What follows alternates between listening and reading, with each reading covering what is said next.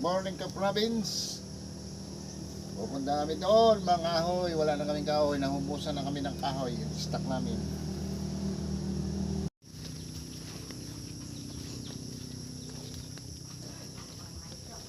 Kabayo.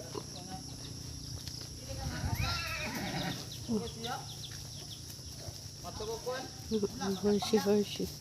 Mga bro, kwatong kanoy. Basa lang.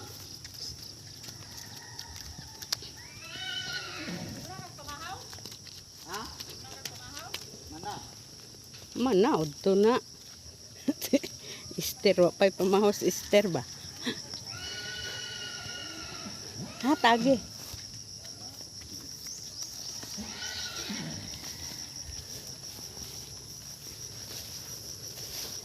Mga huy. Basa manggig kahoy ron. Dil dito agi sa kuan dil o kanang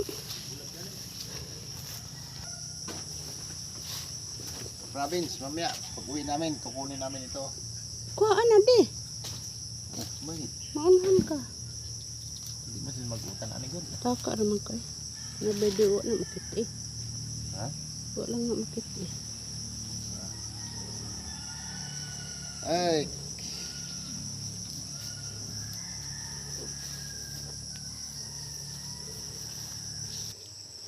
Ito ang kaibahan pag may buta ka. Pag maputik. Yan o. Pag may buta ka, pwede kang magsadsad sa kalapukan. Sadsad sa kalapukan ba kay alam nyo naman ang buhay namin mahihirap, kami lang talaga ang nakarelate. Yung mga mayayaman kinsa na kahoy. Wala. Yung mga mayaman yung kahoy din nila oh. Nga taghirap na gid ang kahoy ba kay ipang tilok naman nila ang kuan no.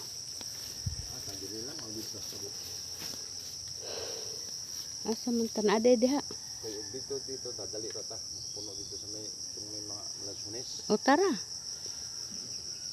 Dito ta. Diha ay so mga ka-province. Ngayon talaga dapat talaga pag ting-init marami tayong snack nga kahoy. Kay pag tag-ulan haman. Kasi kadto man po'y gisaligan. Panahon sa ating init, kadto ra po'y pasaligan. Dapat nangahoy na. O di, pagting ulan, nga mga kawayanan at iba pang bismillah.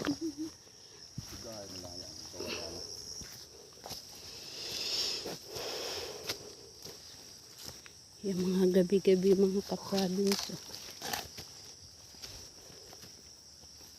Wala na namang init. Kaya asahan na natin ang pag-ulan. Pag-ulan na naman mamaya. Gabi-gabi na lang umuulan. Pero yun ay atin pa rin pasalamatan sa Diyos. Sa Allah subhanahu wa ta'ala kasi hindi man tayo marunong gumawa ng ulan.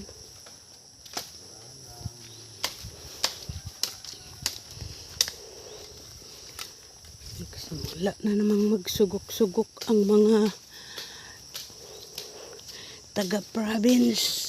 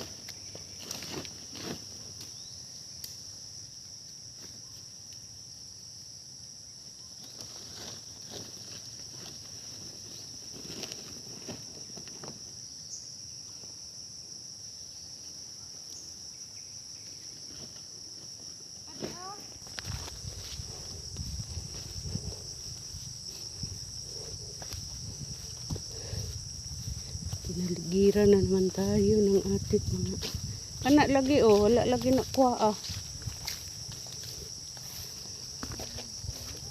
Ha? Kadto nung ato nga.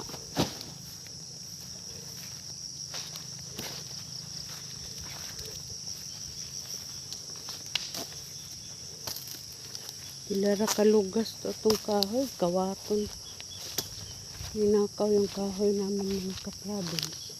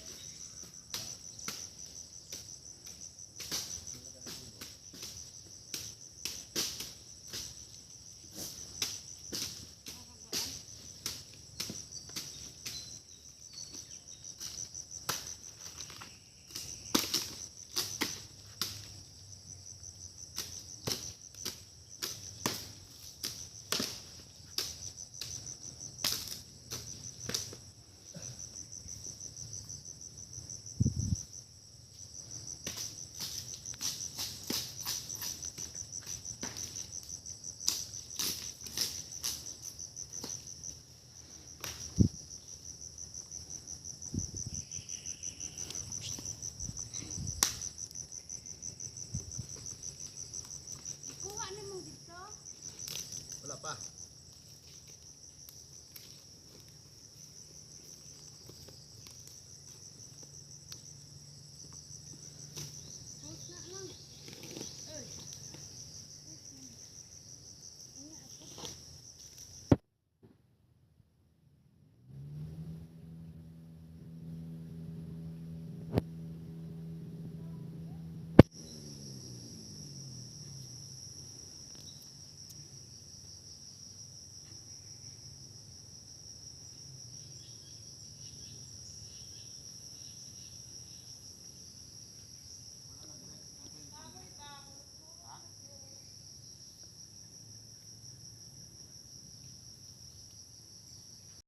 Ito yung ano ginagawa ng mga katutubo na basket.